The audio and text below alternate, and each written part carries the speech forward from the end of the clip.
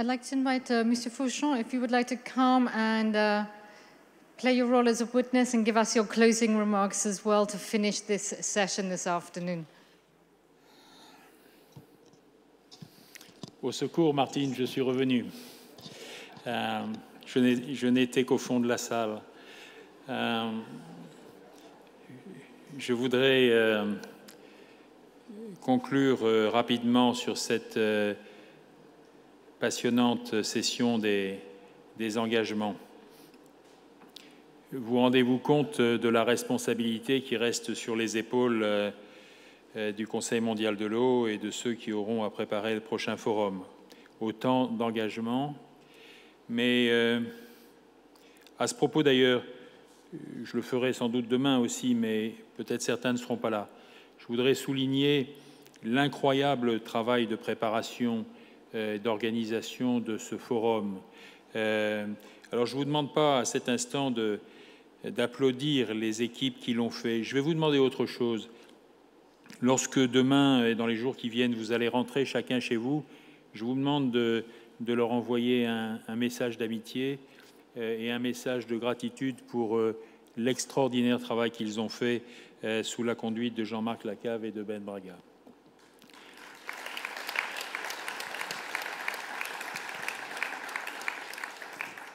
Que vous dire d'abord que vos sourires tout au long de cette semaine ont été notre récompense, que votre satisfaction sur le travail accompli est notre bonheur. Et personnellement, j'ajouterai que j'ai été impressionné, mais comme à chaque forum, par le climat de respect mutuel qui a présidé à tous ces travaux. Chacun a parlé, chacun a pu parler, chacun a écouté l'autre. Et c'est le principe même de nos forums. Alors, avant de faire des commentaires sur les engagements que le Conseil lui-même doit prendre, je voudrais qu'on n'oublie pas les solutions. Don't forget solutions.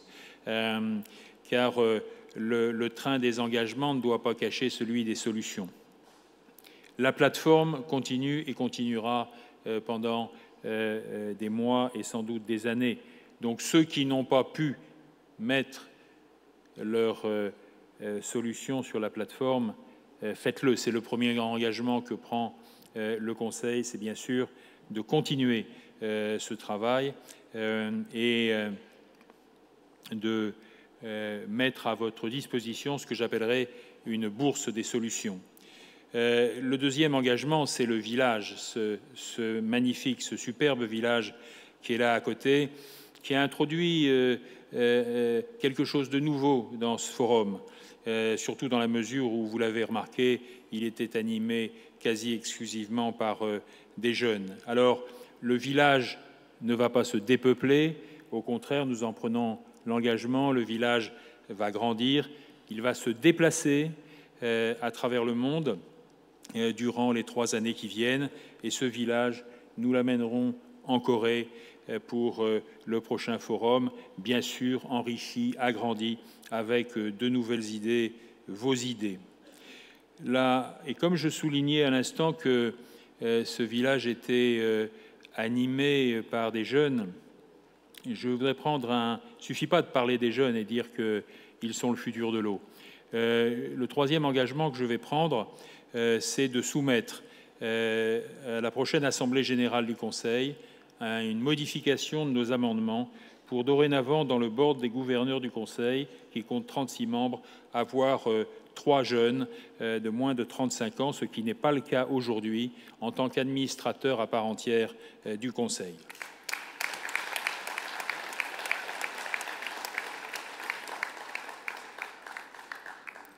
J'espère que les vieux vont voter l'amendement. Nous sommes tous jeunes depuis longtemps. Parlons un peu des engagements maintenant, plus nets et pour parler de ce que vous avez fait.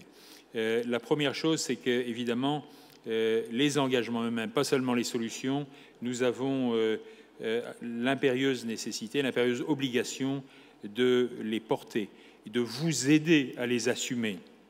Je n'oserais pas dire que nous allons contrôler que vos promesses de dons d'aujourd'hui vont se transformer en engagement dans les années qui viennent. Mais non, nous allons faire ensemble un partenariat pour mettre en œuvre ces engagements que vous avez présentés.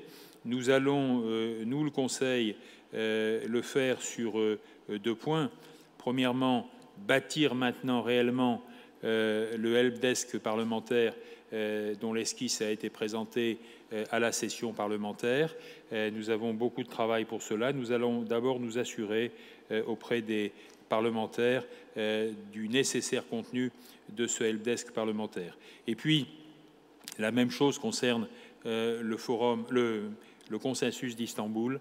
Nous sommes passés depuis Istanbul de 70 signatures à pratiquement 1100 ce matin. Le chemin est long encore.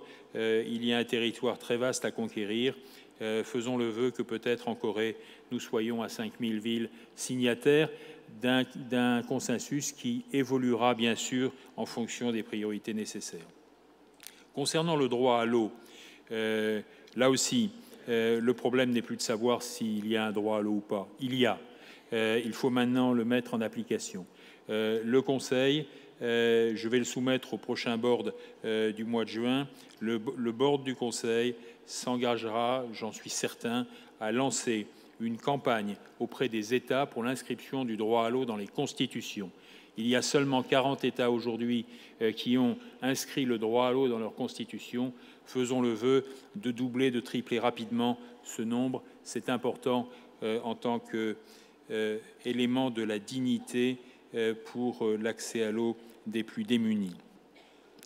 Autre engagement, et le dernier collectif, je voudrais soumettre l'idée, et nous commencerons par la soumettre à la France, puisque c'est la France qui a initié la loi Oudin, Oudin-Santini, le 1% sur la possibilité pour les collectivités locales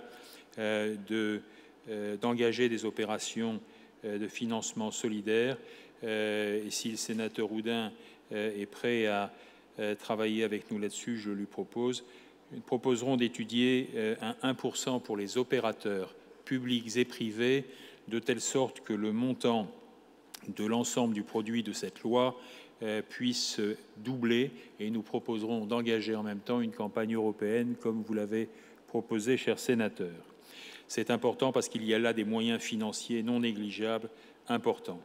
Et puis, à ces 8 engagements, permettez-moi, à titre plus personnel, d'en ajouter un.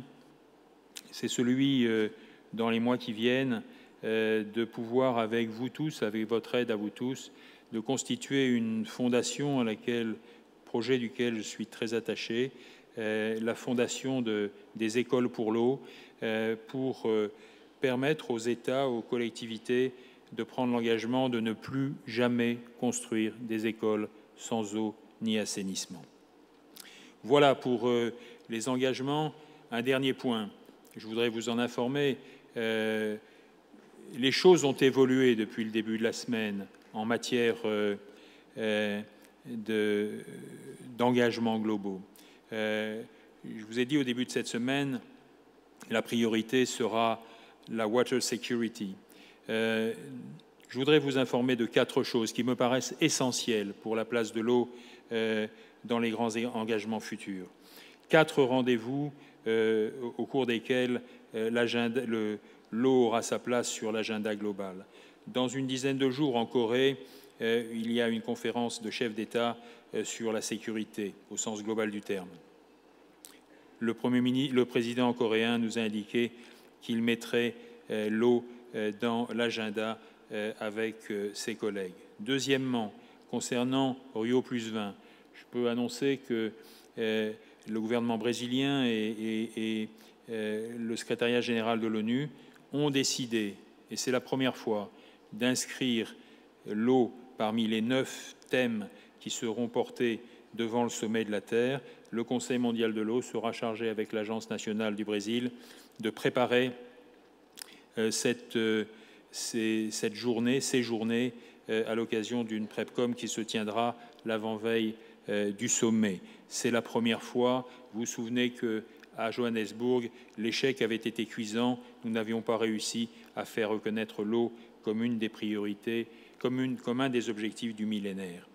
Troisième fait annoncé hier dans cette enceinte, pour la première fois dans l'histoire de l'Assemblée générale des Nations unies, le 11 ou le 12 juillet, l'Assemblée générale des Nations unies consacrera une journée entière à l'eau, et notamment à travers de la question de l'eau et des désastres, qui est un sujet particulièrement important. C'est une autre avancée pour ouvrir la porte à la question de l'eau. Et enfin, quatrième rendez-vous, nous en avons discuté hier avec un certain nombre de négociateurs du climat à Doha en fin d'année et dans les conférences préparatoires de Doha. L'eau sera présente dans l'agenda de telle sorte que nous puissions officiellement proposer en fin d'année la substitution du paquet énergie-climat par un paquet eau et énergie. Voilà 4 éléments importants dans l'agenda de cette année qui permettront de porter plus haut, plus fort, plus loin la cause de l'eau de manière concrète. Et ces résultats, ce sont vos résultats, c'est le travail de tous vos engagements à vous, avant et pendant ce forum, et je voulais vous en remercier. Alors, ce n'est pas fini, la séance se continue à l'extérieur. Nous n'avons qu'à traverser la petite rue qui est là pour aller boire le verre de l'amitié dans le village des solutions. Ensuite, il y a quelques happy hours pour continuer dans le pavillon des Nations. À 19h, il y a un concert de la solidarité avec une jeune pianiste brésilienne et de jeunes pianistes français pour récolter de l'argent pour créer une école de musique dans un quartier défavorisé de Recife au Brésil. Et puis demain matin, toute la matinée, notamment dans la deuxième partie de la matinée, nous ferons la cérémonie de clôture officielle avec la remise du Kyoto Water Prize, avec le transfert du drapeau du Conseil mondial de l'eau par le maire de Marseille au gouverneur de la province de Daegu. Soyez présents si vous êtes encore à Marseille. Pour une raison essentielle, cette matinée est ouverte à l'ensemble de la population, aux jeunes, aux moins jeunes. Venez aussi les rencontrer demain à l'occasion de cette cérémonie de clôture pour leur dire que la cause de l'eau a avancé à Marseille. Ils en seront les plus heureux. Merci et bonne fin d'après-midi.